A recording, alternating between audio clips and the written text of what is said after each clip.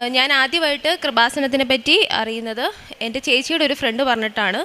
ആ സമയത്ത് ചേച്ചിയും അമ്മയും ഉടമ്പടി എടുത്തിരുന്നെങ്കിലും ഞാൻ എടുത്തിട്ടില്ലായിരുന്നു. ഞാൻ വരും, പ്രാർത്ഥിക്കും, പോവും, അങ്ങനെ ചെയ്യുന്നു. പക്ഷേ ഞാൻ ഉടമ്പടിയൊന്നും എടുത്തിട്ടില്ലായിരുന്നു. അങ്ങനെ ഞാൻ നേഴ്സിംഗ് പാസ് ഔട്ടായി. കഴിഞ്ഞ മാർച്ചിൽ പാസ് ഔട്ടായതാണ്. എന്നിട്ട് ഞാൻ പല ഇൻ്റർവ്യൂകളും അറ്റൻഡ് ചെയ്യുന്നുണ്ട്. കേരളത്തിനും പുറത്തുമായിട്ട് ഒരു 14 അതിന് മുകളിലായിട്ട് ഞാൻ അറ്റൻഡ് ചെയ്തു. പക്ഷേ എല്ലായിടത്തും ഞാൻ പാസ്സാവുന്നുണ്ട്. എന്നെ വിളിക്കാമെന്ന് പറഞ്ഞ് എന്നെ വിടും. അല്ലെങ്കിൽ ഞാൻ വീട്ടിൽ വന്നു കഴിയുമ്പോൾ എന്നോട് പറയും ഞാൻ സെലക്റ്റായി, ഇൻ്റർവ്യൂ പാസ്സായിട്ടുണ്ടെന്ന് പറഞ്ഞ് വിളിക്കും. പക്ഷേ അത് കഴിഞ്ഞിട്ട് പിന്നെ എനിക്കൊരു റെസ്പോൺസും ഉണ്ടാവില്ല. അങ്ങനെ ഞാനിങ്ങനെ മുന്നോട്ട് പോകുമായിരുന്നു. അങ്ങനെ രജിസ്ട്രേഷനൊക്കെ കഴിഞ്ഞതാണ്. പക്ഷേ എന്നെ ആരും വിളിക്കത്തില്ല. ഞാൻ എവിടെ പോയാലും പാസ്സാവും. ഞാൻ ഇൻ്റർവ്യൂവിന് കയറുന്ന സമയത്ത് അമ്മയുടെ കാശ് രൂപവും ഉപ്പൊക്കെ ഇട്ടിട്ടാണ് ഞാൻ പോകുന്നത്. അങ്ങനെ ഞാൻ എവിടെ അറ്റൻഡ് ചെയ്യുന്നതൊക്കെയോ അതിലെല്ലാം ഞാൻ പാസ്സായി. പക്ഷേ എന്നെ വിളിക്കുന്നില്ല. അങ്ങനെ ഞാൻ കുറേ നാൾ വെയിറ്റ് ചെയ്തു, വിളിക്കുമെന്ന് കരുതി, വിളിക്കുന്നില്ല. അങ്ങനെ ഞാൻ മെയ് 27 ഞാനിവിടെ ആദ്യമായിട്ട് ഉടമ്പടി എടുക്കുന്നത്. ഉടമ്പടി എടുത്ത് പോയതിന് ശേഷവും ഞാൻ വീണ്ടും ഇങ്ങനെ ഇൻ്റർവ്യൂകൾ അറ്റൻഡ് ചെയ്യുന്നുണ്ട്. കിട്ടും, പക്ഷേ എന്നെ വിളിക്കുന്നില്ല. അങ്ങനെ പോയി വീട്ടുകാർ പറയുന്നുണ്ട് ഏജൻസിക്ക് കൊടുക്കാം, കാരണം കൂടെയുള്ളവരൊക്കെ ഏജൻസി വഴി പോകുന്നുണ്ട്. ഞാൻ പറഞ്ഞു എനിക്ക് ഏജൻസി വഴിയും പോകണ്ട, അല്ലെങ്കിൽ റെക്കമെൻഡേഷനായിട്ട് ആരുടെയും പോകണ്ട. ഇത്രയും നാൾ ഞാൻ വെയിറ്റ് ചെയ്തു. അതുപോലെ എനിക്ക് അമ്മയായിട്ട് തരും ഒരു വഴിയെന്ന് പറഞ്ഞ് ഞാൻ വെയിറ്റ് ചെയ്ത് എനിക്ക് 6 മാസത്തെ ഗ്യാപ്പ് ആകാറായി. ഈ ഓഗസ്റ്റ് 18 വരുമ്പോൾ എനിക്ക് 6 മാസത്തെ ഗ്യാപ്പായി. അപ്പം ഞാനിങ്ങനെ എന്നും പ്രാർത്ഥിക്കും, എനിക്കായിട്ടൊരു വഴി താ, ഞാൻ ഏജൻസി വഴിയൊന്നും പോവില്ല, അതുപോലെ തന്നെ റെക്കമെൻഡേഷന് വേണ്ട, അമ്മയായിട്ട് തന്നാൽ മതി എന്ന് പറഞ്ഞ് ഞാൻ എന്നും പ്രാർത്ഥിക്കുമായിരുന്നു. അങ്ങനെ ഓഗസ്റ്റ് 11 അപ്പം ഞാൻ അമ്മേനോട് പറഞ്ഞു, അമ്മ എനിക്കിനി 6 മാസം ആവാനായിട്ട് വേറെ 7 ദിവസമേ ഉള്ളൂ. ഇതിനുള്ളിൽ എനിക്ക് ഒരു വഴി കാണിച്ചു തരണമെന്ന് പറഞ്ഞു. അല്ലെങ്കിൽ വീട്ടുകാർ പറയും ഏജൻസിക്ക് കൊടുക്കുക, അല്ലെങ്കിൽ വേറെ വഴി നോക്കാമെന്ന് പറയും. എനിക്ക് അങ്ങനെയൊന്നും പോകണ്ട, ഞാൻ ഉടമ്പടി എടുത്താണ്, എനിക്ക് അമ്മയായിട്ട് തന്നാൽ മതി എന്ന് പറഞ്ഞു. അങ്ങനെ ഞാൻ വെയിറ്റ് ചെയ്തു, കുറേ കരഞ്ഞ് പ്രാർത്ഥിച്ചു. ചേച്ചി ഓൾറെഡി ഉടമ്പടി എടുത്തതാണ്. അപ്പം ചേച്ചി എൻ്റെ അടുത്ത് പറഞ്ഞായിരുന്നു, അവൾ സൗദിയിലാണ്, എൻ്റെ അടുത്ത് പറഞ്ഞു നീ ഡേറ്റ് ഇട്ട് പ്രാർത്ഥിക്കും, ഓഗസ്റ്റ് 7 എന്നുള്ള ഡേറ്റ് ഇട്ട് പ്രാർത്ഥിക്കാൻ പറഞ്ഞു. ഞങ്ങൾ രണ്ടും പ്രാർത്ഥിച്ചു. പക്ഷേ ഓഗസ്റ്റ് 7 ആയിട്ടും ഒന്നും നടന്നില്ല. അപ്പം ഞാൻ 11 ആയപ്പോൾ അമ്മേനോട് പറഞ്ഞു, ഈ 7 ഞാൻ പ്രാർത്ഥിച്ചു, കിട്ടിയില്ല, ഇനി എൻ്റെ മുന്നിൽ വേറെ 7 ദിവസമേ ഉള്ളൂ, അതിനുള്ളിൽ എനിക്കൊരു വഴി തരണമെന്ന് ഞാൻ അങ്ങനെ പറഞ്ഞു പ്രാർത്ഥിച്ചു. അന്ന് വൈകുന്നേരം ആയപ്പോൾ ഞാൻ ഡൽഹിയിലും ഉണ്ടായിരുന്നു അറ്റൻഡ് ചെയ്ത കൂട്ടത്തിൽ. അപ്പം എന്നെ അവിടെ നിന്ന് വിളിച്ചിട്ട് പറഞ്ഞു ഓഗസ്റ്റ് 17 എന്നോട് ജോയിൻ ചെയ്യാൻ പറഞ്ഞു. അപ്പം അതായത് ഓഗസ്റ്റ് 18 എനിക്ക് 6 മാസം തികയുന്നത്. ഓഗസ്റ്റ് 17 ജോയിനും ചെയ്യാൻ പറഞ്ഞു, വേറെ ഒരു ദിവസത്തിൻ്റെ മുമ്പായിട്ട്. അപ്പം ഞാൻ അമ്മയോട് പറഞ്ഞു എനിക്ക് കിട്ടി, ഇങ്ങനെ ഭയങ്കര സന്തോഷമായി. അപ്പം ഞാൻ ചേച്ചിയുടെ അടുത്ത് പറഞ്ഞു, വിളിച്ചപ്പോൾ ഞാൻ ഇങ്ങനെ പ്രാർത്ഥിച്ചതേ ഉള്ളൂ, ഇന്ന് രാവിലെ 7 ദിവസമേ ഉള്ളൂ ഇനി എൻ്റെ മുന്നിൽ, അതിനുള്ളിൽ കിട്ടണമെന്നും. അപ്പോൾ ചേച്ചി എൻ്റെ അടുത്ത് പറഞ്ഞു, എടി ഞാൻ പ്രാർത്ഥിക്കുമ്പോൾ എന്നും അതായത് ചേച്ചിയുടെ തിരിയിൽ എന്നും 7 എന്നുള്ള നമ്പർ കാണുമായിരുന്നു എന്ന് പറഞ്ഞു. അപ്പോൾ ഓഗസ്റ്റ് 7 കിട്ടുമെന്ന് ഞങ്ങൾ പ്രതീക്ഷിച്ചു, കിട്ടിയില്ല. പക്ഷേ എൻ്റെ അടുത്ത് ഇത് പറഞ്ഞിട്ടില്ലായിരുന്നു. അത് കഴിഞ്ഞ് ഞാൻ ഈ കിട്ടി എന്ന് പറഞ്ഞ് വിളിച്ചു പറഞ്ഞപ്പോൾ എൻ്റെ അടുത്ത് പറഞ്ഞു 7 കിട്ടിയില്ലെങ്കിലും അടുത്ത 7 കൂട്ടി വരുന്ന ഏതെങ്കിലും ഒരു ഡേറ്റ് കിട്ടുമെന്ന് എൻ്റെ അടുത്ത് പറഞ്ഞു. കാരണം എന്നും എൻ്റെ തിരിയിൽ 7 എന്നുള്ള നമ്പർ കാണുമായിരുന്നു എന്നും എൻ്റെ അടുത്ത് പറഞ്ഞു. അപ്പോഴാണ് അവൾ എനിക്ക് അതിൻ്റെ ഫോട്ടോ എല്ലാം അയച്ചു തരുന്നത്. എന്നും തിരിയിൽ 7 കാണിക്കുമായിരുന്നു. അങ്ങനെ എനിക്ക് 6 മാസം തികയുന്നതിന് ഒരു ദിവസം മുമ്പായിട്ട് എനിക്ക് ഡൽഹിയിൽ ജോലി കിട്ടി. അത് ഞാൻ തുടക്കം മുതലേ പ്രാർത്ഥിക്കുമായിരുന്നു, എനിക്കൊരു ICU ഡിപ്പാർട്ട്മെൻറ്റ്, അതിൽ ഞാൻ എടുത്ത് ചോദിക്കുമായിരുന്നു എനിക്കൊരു NICU ഡിപ്പാർട്ട്മെൻറ്റിൽ തന്നെ തരണേന്ന്. അതുപോലെ തന്നെ എന്നെ വിളിച്ചിട്ട് പറഞ്ഞു NICU ഡിപ്പാർട്ട്മെൻറ്റിലേക്ക് 17 ജോയിൻ ചെയ്യാൻ പറഞ്ഞിട്ട് വിളിച്ചു. ഇതാണ് എനിക്ക് അമ്മ തന്ന അനുഗ്രഹം. അതിൽ ഞാൻ 1000 നന്ദി പറയുന്നു. പിന്നെ ഞാൻ കാരുണ്യ പ്രവർത്തികളായിട്ട് ചെയ്യുന്നത്, എനിക്ക് ജോലിയില്ല, എൻ്റെ കയ്യിൽ പൈസയൊന്നുമില്ലായിരുന്നു. വീട്ടിൽ നിന്ന് തരുന്നതിൽ നിന്ന് ഞാൻ മറ്റുള്ളവർക്ക് കൊടുക്കുകയോ ചെയ്യായിരുന്നു. ഇനി അഥവാ എൻ്റെ കയ്യിലില്ലെങ്കിൽ ഞാൻ വീട്ടിൽ ചോദിച്ചിട്ടായാലും മേടിച്ച് കൊടുക്കുമായിരുന്നു. പിന്നെ അടുത്ത് വയ്യാണ്ട് കിടക്കുന്ന ഒരു ആൻറ്റി ഉണ്ടായിരുന്നു. ആൻറ്റിയുടെ വീട്ടിൽ പോവുകയും ആൻറ്റിക്ക് ഫ്രൂട്ട്സും കാര്യങ്ങളൊക്കെ മേടിച്ച് കൊടുക്കും. അങ്ങനെയുള്ള കാര്യങ്ങളൊക്കെ ചെയ്യുന്നുണ്ടായിരുന്നു. ഞാൻ നഴ്സിംഗ് പഠിക്കുന്ന സമയത്ത് ഞാൻ ഉടമ്പടി എടുത്തിട്ടില്ലായിരുന്നെങ്കിലും അമ്മയും ചേച്ചി എടുത്തതിൻ്റെ കൂടെ ഞാൻ അവർ ചെയ്യുന്ന പോലെ രാവിലെ എണീറ്റ് പ്രയർ ചെയ്യും, വൈകുന്നേരം പ്രയർ ചെയ്യും. അതുപോലെ അവർ കാരുണ്യപ്രവർത്തനങ്ങൾ ചെയ്യുന്ന പോലെ. ഞാൻ പഠിച്ചത് ബാംഗ്ലൂരാണ്. അപ്പോൾ പുറത്തേക്കൊക്കെ ഇറങ്ങുന്ന സമയത്ത് ആൾക്കാർ വരുമ്പോൾ അവർക്ക് ഫുഡ് മേടിച്ച് കൊടുക്കുന്നു. എൻ്റെ കയ്യിലുള്ളതുപോലെ ഞാൻ അവരെയൊക്കെ സഹായിക്കുമായിരുന്നു ആ സമയത്തും. പിന്നെ പ്രേക്ഷിത പ്രവർത്തനങ്ങളായിട്ട് ഞാൻ ചെയ്തുകൊണ്ടിരുന്നത്, ഇവിടുന്ന് പത്രം മേടിച്ചിട്ട്, ഞാൻ കോട്ടയത്താണ്, അപ്പോൾ കോട്ടയം മെഡിക്കൽ കോളേജിൽ ഞാൻ കൊണ്ട് പത്രം കൊടുക്കും. പിന്നെ ബസ് സ്റ്റാൻഡുകളിലും പിന്നെ കടകളിലൊക്കെ കയറി ഞാൻ പത്രം കൊടുക്കാറുണ്ടായിരുന്നു. പിന്നെ എന്നും അച്ഛൻ്റെ ഡെയിലി ബ്രെഡ് കാണും രാവിലെ. അതുപോലെ വൈകുന്നേരം പ്രയർ, ധ്യാനം കൂടും, ബൈബിള് വായിക്കും, ജമാല് ചൊല്ലും. അങ്ങനെയുള്ള കാര്യങ്ങളെല്ലാം ഞാൻ ചെയ്യുന്നുണ്ടായിരുന്നു.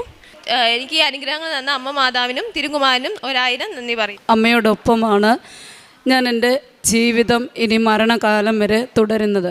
സെപ്റ്റംബർ 9 2023 ഞാൻ ആദ്യമായിട്ട് ഉടമ്പടി എടുത്തത്. അതിനു മുമ്പ് ഞാൻ അമ്മയെ പരിചയപ്പെടുന്നത്, അമ്മ എനിക്ക് മനസ്സിലാവുന്നത്, ഞാൻ ഫോണിൽ അവിചാരിതമായിട്ട് സാക്ഷ്യങ്ങൾ കാണാനിടയായി. സാക്ഷ്യം എന്താണെന്നൊന്നും എനിക്കറിയില്ല. ഇത് കണ്ടപ്പോൾ വീണ്ടും വീണ്ടും കാണണമെന്ന് ആഗ്രഹം തോന്നി. അങ്ങനെ കണ്ടുകൊണ്ടേയിരുന്നു. ആ സാക്ഷ്യത്തിൽ പത്രത്തിൻ്റെ കാര്യം പറയുന്നു. അപ്പോൾ ഞാൻ മനസ്സ് വിചാരിച്ചു, എനിക്കൊരു പത്രം കിട്ടിയിരുന്നെങ്കിലെന്ന്, ഒരു കൃപാസന പത്രം കിട്ടിയിരുന്നെങ്കിലെന്ന്. അന്ന് തന്നെ ഞാൻ മനസ്സിൽ വിചാരിച്ച്, രാവിലെ വിചാരിച്ചു. അന്ന് വൈകിട്ട് തന്നെ ഒരു 3 മണിയൊക്കെ ആയപ്പോൾ എനിക്ക് അത്ഭുതകരമായിട്ട് ഒരാളിൽ നിന്ന് പത്രം കിട്ടി. അപ്പം ഞാൻ കൊതിയോട് കൂടി ആ പത്രം മുഴുവൻ, അതിനകത്തെ സാക്ഷ്യങ്ങൾ വായിച്ചു. പെട്ടെന്ന് തന്നെ എൻ്റെ ഒരു കൂട്ടുകാരി പിറ്റേ ദിവസം എന്നോട് ചോദിച്ചു, കൃപാസനത്തിൽ വരുന്നുണ്ടോ എന്ന്. അപ്പോൾ കൃപാസനം എന്ന് പറയുന്നത് ഈ വായിച്ചുള്ള അറിവ് മാത്രമേ എനിക്കുള്ളൂ. അപ്പോൾ ഞാൻ പെട്ടെന്ന് തന്നെ വരുന്നുണ്ട്. അങ്ങനെ വന്ന് പെട്ടെന്ന് തന്നെ ഉടമ്പടി എടുക്കാൻ അമ്മ എന്നെ അനുഗ്രഹിച്ചു. ആ ഉടമ്പടിയിലൂടെ ആണ് ഞാനിങ്ങനെ മുന്നോട്ട് വരുന്നത്. ഞാൻ 2 സാക്ഷ്യം പറഞ്ഞിട്ടുണ്ട്. ധാരാളം അനുഗ്രഹങ്ങൾ കിട്ടിയിട്ടുണ്ട്. എനിക്ക് ഈ കഴിഞ്ഞ 2-3 മാസങ്ങൾക്ക് മുൻപ് ഒരു പനി വന്നു. ആ പനി എന്നിട്ട് ഞാൻ പനി വന്ന് 2023 മുതൽ നമുക്ക് കിട്ടിയ ഉടമ്പടിയുടെ വിശുദ്ധ തൈലവും ഉപ്പുമാണ് എൻ്റെ അസുഖങ്ങൾ വരുമ്പോൾ ഞാൻ ഉപയോഗിക്കാറുള്ളത്. രാവിലെ പ്രാർത്ഥനയ്ക്ക് മുൻപ് തന്നെ ഉടമ്പടി തൈലം കുരിശ് വരച്ച് ഉപ്പിൻ്റെ വെള്ളം വിശ്വാസ പ്രമാണം ചൊല്ലി കുടിച്ചിട്ടാണ് എൻ്റെ ജീവിതം ആരംഭിക്കുന്നത്. അപ്പോൾ അങ്ങനെ പനി വന്നു. ഞാൻ കുരിശ് വരച്ച് വിശ്വാസ പ്രമാണം ചൊല്ലി ഉപ്പിൻ്റെ വെള്ളവും കുടിച്ചു. ഒരു 3-4 ദിവസം കൊണ്ട് എനിക്ക് പനിയൊക്കെ മാറി. പക്ഷേ എനിക്ക് എഴുന്നേക്കാൻ വയ്യ, ഭയങ്കര ക്ഷീണം. എനിക്കൊന്നും വീട്ടിൽ ജോലി ഒന്നും ചെയ്യാൻ വയ്യ. അപ്പം ഞാൻ കിടക്കുവാണ്. കിടന്ന് ചൊവ്വാഴ്ചത്തെ ഒരു ധ്യാനം കിടന്നുകൊണ്ട് കാണുക. അപ്പം രോഗസൗഖ്യ പ്രാർത്ഥനയിൽ ബഹുമാനപ്പെട്ട ജോസഫ് അച്ഛൻ ഇങ്ങനെ പറയുകയുണ്ടായി, പനിയായിട്ട് കിടക്കുന്ന ഒരു രോഗിയെ യേശുവപ്പ സ്പർശിച്ചുകൊണ്ടിരിക്കുന്നു. പെട്ടെന്ന് തന്നെ പെട്ടെന്ന് ഞാൻ കരഞ്ഞ് പ്രാർത്ഥിച്ചു, അപ്പാ എനിക്ക് ഈ കട്ടിൽ നിന്ന് എഴുന്നേക്കാനായിട്ടുള്ള ക്ഷീണം മാറ്റി എന്നെ തുടരണമേ എന്ന് പ്രാർത്ഥിച്ചു. ഒരു 10 മിനിറ്റ് എടുത്തില്ല, 5 മിനിറ്റിനുള്ളിൽ എൻ്റെ ശരീരത്തു നിന്ന് എല്ലാ രോഗങ്ങളും അഴിച്ച് ചാടിയാണ് കട്ടിൽ നിന്ന് എഴുന്നേറ്റത്. എനിക്ക് ഭയങ്കര അത്ഭുതം. അത്രയും ദിവസം കിടന്ന എനിക്ക് രോഗങ്ങളെല്ലാം എൻ്റെ ശരീരത്തു നിന്ന് മാറി. അത് കഴിഞ്ഞ് എനിക്ക് പറയാനുള്ളത്, എനിക്ക് വലിയൊരു സങ്കടകരമായൊരു അവസ്ഥയുണ്ടായി. ഞങ്ങൾ വീട് പണി നടന്നുകൊണ്ടിരിക്കുകയാണ്. അപ്പോൾ ശരിക്കുള്ള 4 അടി വഴിയേ ഉള്ളൂ. അപ്പോൾ സാധനങ്ങളൊക്കെ കൊണ്ടുവരണമെന്നുണ്ടെങ്കിൽ ഞങ്ങളുടെ വീടിനോട് ചേർന്ന് മറ്റൊരാളുടെ സ്ഥലത്ത്, അതായത് വലിയ ഒരു കൃഷി ചെയ്യുന്ന സ്ഥലത്ത് മതിലിനോട് ചേർന്നാണ് എൻ്റെ വീട്. അപ്പോൾ അവിടെ ഹരിതകർമ്മസേന കൃഷി ചെയ്യുന്ന സ്ഥലമാണ്. അപ്പം ഞാൻ ചോദിച്ചവൻ പറഞ്ഞു, നിങ്ങൾക്ക് ഈ വീട്ടിലെ പണിയാനുള്ള സാധനം എല്ലാം അവിടെ ഇറക്കിക്കോളാൻ പറഞ്ഞു. അപ്പം അങ്ങനെ അവിടെയാണ് കട്ടയൊക്കെ ഇറക്കി വീട് പണി നടന്നുകൊണ്ടിരിക്കുന്നത്. പെട്ടെന്ന് അവർക്ക് കൃഷി ചെയ്യേണ്ട സമയമായി. അവരവിടെ അപ്പോൾ എന്നോട് ഒന്ന് പറഞ്ഞു, ഞങ്ങൾ നാളെ തൊട്ട് കൃഷി അവിടെ ചെയ്യാൻ തുടങ്ങുമെന്ന് പറഞ്ഞു. അപ്പം ഞാൻ മനസ്സിൽ വിഷമിച്ചു, ദൈവമേ എന്ത് ചെയ്യും അമ്മേ, ഇത് വാർക്കണമെന്നുണ്ടെങ്കിൽ ആ മെഷീനൊക്കെ കൊണ്ട് അവിടെ വന്നിട്ടാണല്ലോ ഇത് വാർക്കേണ്ടത്, യാതൊരു നിവൃത്തിയില്ലല്ലോ, എന്ത് ചെയ്യും? മനസ്സ് ഭയങ്കരമായിട്ട് വിഷമിച്ചു. 4 അടി വഴിയുള്ള അതുവഴി നോക്കിയിട്ട് കോൺട്രാക്ടർ പറഞ്ഞു അതുവഴി ഒന്നും മെഷീൻ കയറി വരത്തില്ല. ആ മുട്ടിപ്പായിട്ട് പ്രാർത്ഥിച്ച്, അമ്മേ എന്തെങ്കിലും ഒരു വഴി കാണിക്കമ്മേ, ഇത് വാർക്കണമല്ലോ. പിറ്റേ ദിവസം കോൺട്രാക്ടർ വന്ന് പറഞ്ഞു, അപ്പോൾ ഈ പണിയുന്ന പെരേഡ് ഒരു സ്ഥലത്തിനോട് ചേർന്ന് തന്നെയാണ് ഒരു വാടകയ്ക്ക് ഞങ്ങൾ താമസിക്കുന്നത്. അപ്പം പെട്ടെന്ന് കോൺട്രാക്ടർ പറഞ്ഞു, ഒരു കാര്യം ഈ താമസിക്കുന്ന വീടിൻ്റെ മുറ്റത്തുകൂടി നമുക്ക് മെഷീൻ കയറ്റി നമുക്ക് ആ പറമ്പിൽ എത്തിക്കാമെന്ന് പറഞ്ഞു. അപ്പോൾ പറമ്പെന്ന് പറയുമ്പം വീടിനോട് ചേർന്നുള്ള പറമ്പാണ്. പക്ഷേ ഞാൻ താമസിക്കുന്ന വീടിൻ്റെ ഉടമസ്ഥന് നല്ലൊരു മനുഷ്യനാണ്. പക്ഷേ അദ്ദേഹത്തിന് കൃഷിയോട് ഭയങ്കര ഇഷ്ടമാണ്. ആ പറമ്പിലെ ഒരു സാധനങ്ങൾ പോലും നഷ്ടപ്പെട്ടു പോകാൻ അദ്ദേഹം ആഗ്രഹിക്കുന്നില്ല. അത് അദ്ദേഹത്തെ വളരെ വിഷമിപ്പിക്കുന്ന ഒന്നാണ്. അപ്പോൾ ഈ മെഷീൻ കൊണ്ടിടാമെന്ന് പറയുന്ന സ്ഥലത്ത് അപ്പോൾ ഞാൻ ചെന്ന് ചോദിച്ചു, ഞങ്ങൾക്ക് ഇതുപോലെ ഒന്ന് മെഷീൻ കൊണ്ട് ഇട്ടോട്ടെ എന്ന് ചോദിച്ചു. അതിനെന്താ, ഇട്ടോളാൻ പറഞ്ഞു. അപ്പോൾ അവിടെ പിറ്റേ ദിവസം പണിക്കാർ വന്ന് ആ പെട്ടെന്ന് തന്നെ അവിടെ ചെയ്തോളാൻ പറഞ്ഞപ്പോൾ അവിടെ വെറും സ്ഥലമല്ല, വാഴ, ചേന, ചേമ്പ് അങ്ങനെയുള്ള കൃഷികളൊക്കെ നിൽപ്പുണ്ട്. അപ്പോൾ പെട്ടെന്ന് വന്ന് ഞാൻ കണ്ടില്ല, ഞാൻ അകത്തായിരുന്നു. അപ്പോൾ ഈ പിന്നെ വാർക്കുന്നവർ വന്ന് ഇതെല്ലാം അങ്ങ് വെട്ടിക്കളഞ്ഞു. ആ പറമ്പിൽ നിന്ന് കൊടി നിൽക്കുന്ന കമ്പുകളുണ്ടായിരുന്നു, വാഴയുണ്ടായിരുന്നു, ചേനയുണ്ടായിരുന്നു, ഇതെല്ലാം വെട്ടിക്കളഞ്ഞു. ഞാൻ ഇറങ്ങി നോക്കുമ്പോൾ ഇവരിതെല്ലാം പെട്ടെന്ന് വെട്ടിക്കളയുക. അപ്പം ഞാൻ ഓർത്ത്, ദൈവമേ, നമുക്കൊരു സഹായം ചെയ്തോളാൻ പറഞ്ഞപ്പോൾ ഇത് മുഴുവൻ നശിക്കുന്നത് ശരിയല്ലല്ലോ. എൻ്റെ മാതാവേ, എന്താ ചെയ്യുന്നത്? ഈ മനുഷ്യൻ വന്ന് എന്നെ വല്ലതൊക്കെ പറയുമല്ലോ, ഇതെല്ലാം നശിപ്പിച്ചില്ലേ? നമ്മുടെ ആണെങ്കിലും മറ്റൊരാൾ നശിപ്പിക്കുമ്പം നമുക്കിഷ്ടമല്ലല്ലോ. അപ്പം വാർക്ക പകുതിയായി കഴിഞ്ഞപ്പം ഈ മനുഷ്യൻ അവിടെ വന്നു. അപ്പം ഞാൻ പറഞ്ഞു, ക്ഷമിക്കണം കേട്ടോ, ഇച്ചിരി ഈ വാഴയൊക്കെ വെട്ടിക്കളയേണ്ടതായിട്ട് വന്നു. അപ്പോൾ എടുത്ത് പോയി എന്നോട് പറയും, എന്തിനാണ് ക്ഷമിക്കുന്നത്? നമ്മളൊക്കെ പോകുമ്പോൾ 6 അടി മണ്ണല്ലേ കൊണ്ടുപോകുന്നുള്ളൂ, ഇതൊന്നും നമ്മൾ കൊണ്ടുപോകുന്നില്ലല്ലോ. സത്യം പറഞ്ഞാൽ എനിക്ക് കരച്ചിലാണ് വന്നത്. അവിടെ അമ്മ എനിക്ക് വേണ്ടി പ്രവർത്തിച്ചെന്നാണ് ഞാൻ മനസ്സിലാക്കുന്നത്. അതുപോലെ തന്നെ വാർക്കയുടെ 3-4 കഴിഞ്ഞ ജൂലൈയിലായിരുന്നു മഴയുടെ ശരിക്കും മഴ പെയ്തുകൊണ്ടിരിക്കുന്ന സമയമാണ്. ആ മഴയുടെ ഇടയ്ക്കാണ് വാർക്കാവെന്ന് പറഞ്ഞത്. അപ്പം ഞാൻ അമ്മയോട് പറഞ്ഞു, അമ്മേ, ഈ ഒരു ദിവസത്തേക്ക്, എൻ്റെ വാർക്കയുടെ ഒരു ദിവസത്തേക്ക് നീ മഴ മാറ്റി നിർത്തണം. ഭൂപ്രകൃതിയുടെ പ്രപഞ്ച മാതാവല്ലേ, എൻ്റെ കൂടെ നിൽക്കണം അമ്മേ എന്ന് പറഞ്ഞു. അപ്പോൾ അന്ന് വാർക്കുന്ന 3 മണിയായപ്പോൾ എഴുന്നേറ്റിട്ട് ഞാൻ അമ്മയുടെ പ്രത്യക്ഷീകരണം പ്രാർത്ഥന ചൊല്ലി. എല്ലാ പ്രാർത്ഥനകളും കഴിഞ്ഞ് അമ്മയുടെ പ്രത്യക്ഷീകരണ പ്രാർത്ഥന തന്നെ ഇങ്ങനെ ചൊല്ലിക്കൊണ്ടിരുന്ന അമ്മയോട് ഞാൻ പറഞ്ഞു, പ്രപഞ്ച പ്രകൃതിയുടെ മാതാവേ, ഇന്നും മഴ പെയ്യിക്കരുത് എന്ന് പറഞ്ഞു. എന്നിട്ട് രാവിലെ നല്ല മഴക്കാറായിരുന്നു. അപ്പം ഞാൻ ആ വാർക്കുന്ന വീടിൻ്റെ വാതിൽക്ക് നിന്ന് കരയാണ്, അമ്മ, ഒരു കാരണവശാലും മഴ പെയ്യരുത്, ഈ വന്നതുപോലെ തന്നെ പോകണം. അപ്പോൾ ഞങ്ങളുടെ അയൽവക്കത്തുള്ളവരെല്ലാം ശ്രദ്ധിക്കുകയാണ്. എല്ലാവരും ഇങ്ങനെ പറഞ്ഞു, എന്ത് ചെയ്യും, വാർക്കയല്ല, ഇത്രയും വലിയ മഴ വരുന്നു, എങ്ങനെ ഇത് വാർക്കും എന്ന് പറഞ്ഞു. അപ്പോൾ ഒക്കെ ഞാൻ ആ വാതിൽക്ക് നിന്ന് കരയാണ്, അമ്മ അത്ഭുതം കാണിക്കേ, അമ്മ എനിക്ക് വേണ്ടി സഹായിക്കുക, മഴ പെയ്യരുത്. അത്ഭുതം എന്ന് പറയട്ടെ, ആ മഴ വന്നതുപോലെ തന്നെ പോയി. അപ്പോൾ അയൽവക്കാരിൽ എന്നോട് ചോദിച്ചു, എന്തിനാ ഇവിടെ നിന്ന് കരയുന്നത്? സന്തോഷിക്കേണ്ട സമയമല്ലേ, എന്തിനാ കരയുന്നത്? ഞാൻ അമ്മയുടെ ആ ഒരു സ്നേഹം, എന്നെ സഹായിച്ച ആ ഒരു സ്നേഹത്തെ എനിക്ക് മറക്കാൻ പറ്റത്തില്ല, സന്തോഷം കൊണ്ടുള്ള കരച്ചിലാണെന്ന് പറഞ്ഞു. അങ്ങനെ അമ്മ ഏത് ദുർഘട സന്ധിയിലും എൻ്റെ കൂട്ടത്തിൽ വന്നിട്ട് എന്നെ സഹായിക്കുന്നുണ്ട്. അതുപോലെ തന്നെ ഈ പെരവണി കാരണം സാമ്പത്തികമായിട്ട് നല്ല കഷ്ടത്തിലായിരുന്നു ഞാൻ. അപ്പോൾ ഈ കഴിഞ്ഞ ഞായറാഴ്ച നടന്ന സംഭവമാണ്. കഴിഞ്ഞ ഞായറാഴ്ച എനിക്ക് 2 സംഘത്തിൽ നിന്ന് 20,000 വെച്ച് 50,000 രൂപ അടയ്ക്കണമായിരുന്നു. അത് മറ്റുള്ളവർക്ക് തിരിച്ചു കൊടുക്കേണ്ട പൈസയാണ് ആ സംഘത്തിൽ അടച്ചിട്ട് ആ സംഘക്കാർക്ക് തിരിച്ചു കൊടുക്കണം. അപ്പോൾ മസ്റ്റായിട്ടും ഞായറാഴ്ച തന്നെ അത് കൊടുത്തേ പറ്റൂ. അപ്പോൾ മോൻ്റെ വിദ്യാഭ്യാസ ലോണ് ഞാൻ കയ്യിൽ നിന്ന് കുറച്ച് പൈസ അടച്ചപ്പം ആ ലോൺ എനിക്ക് തിരിച്ച് ബാങ്കിൽ നിന്ന് മോൻ്റെ അക്കൗണ്ടിലേക്ക് വീഴും. അപ്പോൾ ആ പൈസ എടുത്തിട്ട് അടയ്ക്കാമെന്ന് വിചാരിച്ച്. പക്ഷേ ആ സമയമായപ്പം ആ എഡ്യൂക്കേഷൻ പേപ്പറിൻ്റെ എന്തോ ഒരു താമസം വന്നു. അപ്പോൾ അത് കാരണം കൃത്യസമയത്ത് മോൻ്റെ അക്കൗണ്ടിലേക്ക് പൈസ വീണില്ല. അപ്പോൾ എനിക്ക് എന്ത് ചെയ്യണമെന്നറിയില്ല. അപ്പോൾ ഈ കഴിഞ്ഞ ശനിയാഴ്ച ഉച്ചവരെ എന്ത് ചെയ്യണമെന്നറിയത്തില്ല. ഞാൻ ചോദിച്ച പ്രത്യക്ഷീകരണ പ്രാർത്ഥന ഇങ്ങനെ ചൊല്ലി, അമ്മ എന്നെ ഒന്ന് രക്ഷിക്കുക, എന്തെങ്കിലും അമ്മ അത്ഭുതം കാണിക്കുക, എനിക്ക് ആരോടും ചോദിക്കാനില്ല, ഞാൻ ഈ പെരപണിയുന്നതിന് വേണ്ടിയിട്ട് ഞാൻ ഓരോരുത്തരോട് കടം മേടിച്ചതല്ലേ, ഇനി എനിക്ക് ആരോടും ചോദിക്കാനില്ല, അമ്മ എന്തെങ്കിലും അത്ഭുതം കാണിക്കാൻ പറഞ്ഞു. അപ്പോൾ ഉച്ച കഴിഞ്ഞപ്പോഴത്തേക്കിന് ഒരു സംഘത്തിലെ എൻ്റെ പരിചയക്കാരി ചേച്ചി എന്നെ വിളിച്ചിട്ട് എന്നോട് ചോദിച്ചു, പൈസയൊക്കെ ആയോ സംഘത്തിലടയ്ക്ക്? ഞാൻ പറഞ്ഞു, ഇല്ല ചേച്ചി, എൻ്റെ കയ്യിൽ ഒന്നുമില്ല. എന്താ വിഷമിക്കണ്ട കേട്ടോ, ഞാൻ കലക്കൊച്ചിന് വേണ്ടിയിട്ട് ഞാനൊരു ചേച്ചിയുടെ കയ്യിൽ നിന്ന് പൈസ വാങ്ങിയിട്ടുണ്ട്, അത് അടുത്ത ഓണം ആകുമ്പോഴത്തേക്കിന് തിരിച്ച് കൊടുത്തേച്ചാൽ മതി, ഞാൻ തിരിച്ച് മേടിച്ച് സംഘത്തിൽ അടച്ചോളാം എന്ന് പറഞ്ഞു. അപ്പോൾ എനിക്ക് വലിയൊരു അമ്മയോട് ഞാൻ 100 നന്ദി പറഞ്ഞു. അമ്മേ, ഈ അവസാന ഘട്ടത്തിൽ അമ്മ എന്നെ സഹായിച്ചല്ലോ. പിന്നെയും ആശ്വസിക്കാറായില്ല, അടുത്ത ഒരു സംഘവും കൂടെ ഉണ്ട്. അപ്പോൾ അത് തീർച്ചയായിട്ടും അത് കൊടുത്തേ പറ്റൂ. ഞാൻ ശനിയാഴ്ച ഒരു 8 മണി വരെ ഒന്നും കിട്ടിയില്ല. അമ്മയോട് ഞാൻ പറഞ്ഞു, അമ്മ എന്തെങ്കിലും അത്ഭുതം നീ കാണിക്കുക, എനിക്ക് ആരോടും ചോദിക്കാനൊന്നും ഇല്ലല്ലോ. 8:30 എൻ്റെ ഒരു കൂട്ടുകാരി വിളിച്ചു. അത് പൈസയ്ക്കൊന്നുമല്ല വിളിച്ചത്, അതിങ്ങനെ സംസാരിച്ചുകൊണ്ടിരുന്നപ്പോഴത്തേക്കിന് എന്നോട് ചോദിച്ചു, പൈസ അടയ്ക്കാനുണ്ടെന്നല്ലേ പറഞ്ഞത്, നേരത്തെ എന്നോട് പറഞ്ഞായിരുന്നല്ലേ ഈ ഞായറാഴ്ച ക്ലോസ് ചെയ്യണമെന്നുള്ളത്. ഞാൻ പറഞ്ഞില്ല, പൈസയൊന്നും ആയില്ല. എന്തിനാ വിഷമിക്കുന്നത്, എൻ്റെ പൈസയുണ്ട്.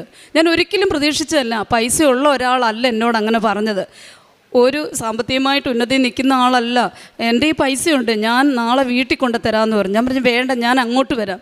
അല്ല, ഞാൻ വീട്ടിൽ കൊണ്ട് തരാമെന്ന് പറഞ്ഞു. ഇങ്ങോട്ട് വരണ്ട, ഞാൻ അങ്ങോട്ട് വരാമെന്ന് പറഞ്ഞു. കൃത്യസമയത്ത് എനിക്ക് ആ പൈസയും അടയ്ക്കാൻ പറ്റി. എനിക്ക് അതെൻ്റെ അഭിമാനമാണ് രക്ഷിച്ചത്. അമ്മ മാതാവ് എൻ്റെ അഭിമാനമാണ് രക്ഷിച്ചത്. തീർച്ചയായിട്ടും അമ്മയെ ആശ്രയിക്കുകയാണെന്നുണ്ടെങ്കിൽ ഏതൊരു ആപൽഘട്ടത്തിലും അമ്മ നമ്മെ സഹായിക്കും. എനിക്ക് ചെറുതും വലുതുമായിട്ടുള്ള അനുഗ്രഹങ്ങൾ ഓരോ ദിവസവും എൻ്റെ അമ്മ എനിക്ക് തന്നുകൊണ്ടിരിക്കുകയാണ്. അതുപോലെ തന്നെ ജോസഫച്ചൻ്റെ ചൊവ്വാഴ്ചത്തെ ധ്യാനം വളരെ ശക്തിയുള്ള ധ്യാനമാണ്. അന്ന് തന്നെ മറ്റൊരു കാര്യം എന്ന് പറയുന്നത്, അന്ന് തന്നെ എനിക്ക് വിദ്യാഭ്യാസ ലോണിൻ്റെ പേപ്പർ റെഡിയായി, മോൻ്റെ പൈസ അക്കൗണ്ടിലേക്ക് വന്നു. അമ്മ മാതാവ് അങ്ങനെ എന്നെ സഹായിക്കുകയും ചെയ്തു. പിന്നെ എൻ്റെ പത്രം കൊടുക്കുന്നത്, ഞാൻ പത്രം വാങ്ങി പത്രത്തോടൊപ്പം തന്നെ ഇവിടുന്ന് ലോക്കറ്റും കൂടെ വാങ്ങിക്കൊണ്ട് പോകും. പത്രത്തിൻ്റെ കൂട്ടത്തിൽ ലോക്കറ്റ് കൊടുക്കും. ഓരോ പ്രാവശ്യവും വേറെ വേറെ ആയിട്ട് കൊടുക്കുന്നത്. ഒരു പ്രാവശ്യം പത്രത്തിൻ്റെ കൂട്ടത്തിൽ ലോക്കറ്റ് കൊടുത്ത് എങ്കിൽ അടുത്ത പ്രാവശ്യം പത്രത്തിൻ്റെ കൂട്ടത്തിൽ ഞാൻ നമ്മുടെ വചനങ്ങൾ എഴുതും. എല്ലാ പത്രത്തിലും വചനങ്ങൾ എഴുതി. അതുപോലെ തന്നെ വെറുതെ പത്രം കൊടുക്കുമല്ല, എനിക്കുണ്ടായ ചെറുതും വലുതുമായിട്ടുള്ള എല്ലാ അനുഭവങ്ങളും ഞാൻ എല്ലാവരോടും പറഞ്ഞ് ഹോസ്പിറ്റലിലും അതുപോലെ തന്നെ ബസ് സ്റ്റാൻഡുകളിലും ഒക്കെയാണ് ഞാൻ അമ്മ മാതാവിൻ്റെ പത്രം കൊടുക്കുന്നത്. പിന്നെ രോഗികളായിട്ടുള്ളവർക്ക് സാമ്പത്തിക സഹായം എന്നെക്കൊണ്ടാവുന്നത് പോലെ ചെയ്യുന്നുണ്ട്. പിന്നെ സ്ഥിരമായിട്ടുള്ള ഒരു പ്രായമുള്ള ചേട്ടനെ സ്ഥിരമായിട്ട് ചികിത്സയ്ക്ക് വേണ്ടിയിട്ട് സഹായം ചെയ്യുന്നുണ്ട്. പിന്നെ ഹോസ്പിറ്റലുകളിൽ പൊതിച്ചോറ് കൊടുക്കുന്നുണ്ട്. പിന്നെ ആരും ഇല്ലാത്തവർക്ക് അവർ രോഗിയൊക്കെ ആയിരിക്കുമ്പോൾ തുണികളൊക്കെ നനയ്ക്കണമെന്നുണ്ടെങ്കിൽ അത് അവരുടെ രോഗികളുടെ തുണികളൊക്കെ നനച്ച് കൊടുക്കും. പിന്നെ ആരെങ്കിലും രോഗികളുണ്ടെങ്കിൽ നമ്മുടെ വിശുദ്ധ തൈലവും ഉപ്പും കൂടെ കൊണ്ടുവന്ന് അവരുടെ വീട്ടിൽ പോകും. ഞാൻ വീട്ടിൽ പോയിട്ട് ഏത് രോഗികളാണോ അവർക്ക് വിശ്വാസ പ്രമാണം ചൊല്ലി നമ്മുടെ വിശുദ്ധ തൈലം കൊണ്ട് കുരിശ് വരച്ച് ഉപ്പിൻ്റെ വെള്ളവും കൊടുക്കും. ഇത്രയും നാളും ചെയ്തതിൽ എനിക്ക് അഭിമാനകരമായിട്ട് എൻ്റെ അമ്മ എൻ്റെ കൂടെയുണ്ട്. അമ്മയാണെങ്കിൽ എല്ലാ രോഗവും ഞാൻ ആർക്കൊക്കെ വേണ്ടി പ്രാർത്ഥിച്ചിട്ടുണ്ടോ അവരുടെ എല്ലാ രോഗസൗഖ്യം ഉണ്ടായിട്ടുണ്ട്. കണ്ടുപിടിക്കാത്ത രോഗങ്ങൾ വരെ മാറി. അതിൻ്റെ സാക്ഷ്യം പറയാനായിട്ട് ആൾക്കാർ പിന്നീട് വരുമെന്ന് പറഞ്ഞിട്ടുണ്ട്. ഞാൻ പറഞ്ഞു തന്നെ ഒത്തിരി പേരെ ഞാനിവിടെ കൃപാസനത്തിൽ കൊണ്ടുവന്നിട്ടുണ്ട് എൻ്റെ അനുഭവങ്ങൾ പറഞ്ഞിട്ട്. എല്ലാവർക്കും അമ്മയുടെ ഞാൻ ആർക്കൊക്കെ പത്രം കൊടുത്തിട്ടുണ്ടോ അവരൊക്കെ തന്നെയും ഇവിടെ കൃപാസനത്തിൽ വരുമ്പോഴൊക്കെ തന്നെയാണേലും അപരിചിതരെയാണേലും കാണുമ്പോൾ അവരോട് എൻ്റെ കാര്യങ്ങൾ പറയുമ്പോൾ അവർക്ക് വളരെ അത്ഭുതമാണ്. അവർ എൻ്റെ ഫോൺ നമ്പർ മേടിച്ചുകൊണ്ട് പോയിട്ട് അവർക്ക് വേണ്ടി പ്രാർത്ഥിക്കണമെന്ന് പറയും. ഞാൻ തീർച്ചയായിട്ടും ആരൊക്കെ എന്നോട് പറഞ്ഞിട്ടുണ്ടോ അവർക്ക് വേണ്ടി എല്ലാം പ്രാർത്ഥിക്കും. പിന്നെ ആരൊക്കെ ആവശ്യങ്ങൾ പറയുന്നുണ്ടോ ഞാൻ അതെല്ലാം പേപ്പറിനകത്ത് എഴുതിയിട്ടിട്ട് ബൈബിളിനകത്ത് വെക്കും. അപ്പോൾ ബൈബിൾ വായിക്കുമ്പോൾ ആദ്യം ഇവർക്ക് വേണ്ടി ആർക്കൊക്കെ വേണ്ടിയാണോ എന്തൊക്കെ ആവശ്യങ്ങളാണോ രോഗസൗഖ്യങ്ങളാണോ അതെല്ലാം അവർക്ക് വേണ്ടി പ്രാർത്ഥിക്കും. പ്രാർത്ഥിച്ച് എനിക്കിപ്പോൾ ശരിക്കും പറഞ്ഞാൽ ഏത് പ്രശ്നം വന്നാലും നമുക്കൊരു കുഴപ്പവുമില്ല. മാനസികമായിട്ട് നല്ല സന്തോഷം.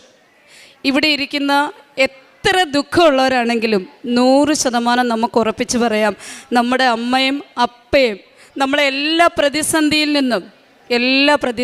നിന്നും നമ്മളെ കരകയറ്റും. ഞാനിനി എൻ്റെ മരണകാലം വരെ ഈ ഉടമ്പടിയുടെ കൂട്ടത്തിലായിരിക്കും. എൻ്റെ ഇനി 9ാമത്തെ ഉടമ്പടിയാണ്, പുതുക്കാൻ പോകുന്നു 10ാമത്തത്. തീർച്ചയായിട്ടും ജീവിത അവസാനം വരെ ഞാൻ എൻ്റെ അപ്പായുടെയും അമ്മയുടെയും കൂട്ടത്തിലായിരിക്കും. അമ്മയുടെ പ്രത്യക്ഷീകരണം ഇവിടെ സ്ഥിരീകരിക്കണമെന്ന് നമുക്കെല്ലാവർക്കും പ്രാർത്ഥിക്കാം. ആത്മീയ ജീവിതം. പിന്നെ ജപമാല എനിക്ക് ആദ്യം വായിക്കാൻ അറിയില്ലായിരുന്നു. എൻ്റെ ഒരു ക്രിസ്ത്യനായിട്ടുള്ള ഒരു കൂട്ടുകാരി എനിക്ക് ജപമാല പുസ്തകം തന്നു. അങ്ങനെ എല്ലാ ദിവസവും ജപമാല പ്രാർത്ഥിക്കുന്നുണ്ട്. പിന്നെ ബൈബിൾ വായന എല്ലാ ദിവസവും ഉണ്ട്. എനിക്ക് ഏതൊരു കാര്യമാണെന്ന് പറഞ്ഞാലും ഇപ്പം വീടിൻ്റെ തന്നെ കോൺട്രാക്ടറെ സെലക്ട് ചെയ്യണമെന്നുണ്ടെങ്കിൽ ഞാൻ അവരുടെ എല്ലാം പേര് പേപ്പറിനകത്ത് എഴുതിയിട്ട് അമ്മയോട് അനുവാദം ചോദിച്ചു. അമ്മ എനിക്ക് നീ ആരുടെ പേരാ തരുന്നത്, ഞാൻ ആരെ എടുക്കണ്ടേ? അങ്ങനെ ഞാനും അതിനകത്തുനിന്ന് പേപ്പർ എടുത്ത് അമ്മയ്ക്ക് പ്രാർത്ഥിച്ചെടുത്തു. അതുപോലെ തന്നെ അത് എനിക്ക് 100% ഒന്നുകൂടെ ഉറപ്പിക്കാൻ വേണ്ടി വേറൊരു കൂട്ടുകാരെ കൊണ്ടുകൂടെ പ്രാർത്ഥിച്ചിട്ട് എടുപ്പിച്ചു. ആ ആളിനെ തന്നെ കിട്ടി. അങ്ങനെ ആ ആളിനെയാണ് കോൺട്രാക്ടറായിട്ട് ഞാൻ എൻ്റെ വീട് പണിക്ക് ഏൽപ്പിച്ചത്. അങ്ങനെ എല്ലാ കാര്യവും അമ്മയോട് ഞാൻ ചോദിക്കും. അപ്പായോടും അമ്മയോടും ചോദിച്ചിട്ടാണ് ഓരോ കാര്യവും ചെയ്യുന്നത്. പിന്നെ ഞാൻ എവിടെ പോയാലും ഈ മാല എൻ്റെ കൂട്ടത്തിലുണ്ടായിരിക്കും. ഞാനിപ്പോൾ ബസ് സ്റ്റോപ്പിൽ പോവുകയാണെങ്കിൽ ബസ് സ്റ്റോപ്പിൽ ചെല്ലുന്നിടം വരെ ജപമാല നന്മ നിറഞ്ഞ മറിയമേ അല്ലെങ്കിൽ സ്വർഗസ്ഥനായ പിതാവെ ചൊല്ലിക്കൊണ്ടാണ് പോകുന്നത്. അവിടെ എവിടെയാണെങ്കിലും ഞാൻ എവിടെയാണോ എത്തേണ്ടത് ആ എത്തുന്നിടം വരെ എപ്പോഴും എൻ്റെ കയ്യിൽ ജവമാല കൊന്തമാല ഉണ്ടായിരിക്കും. അപ്പം നമ്മളെല്ലാം രക്ഷിക്കാനായിട്ട് ജീവനുള്ള അമ്മയാണ് ഇവിടെയുള്ളത്. ആ അമ്മയിൽ ആശ്രയിച്ച് കഴിഞ്ഞാൽ ആർക്കും ഒരു വിഷമവും ഉണ്ടാകത്തില്ല. എല്ലാത്തിൽ നിന്നും നമുക്ക് കരകയറാനായിട്ട് 100% സാധിക്കും.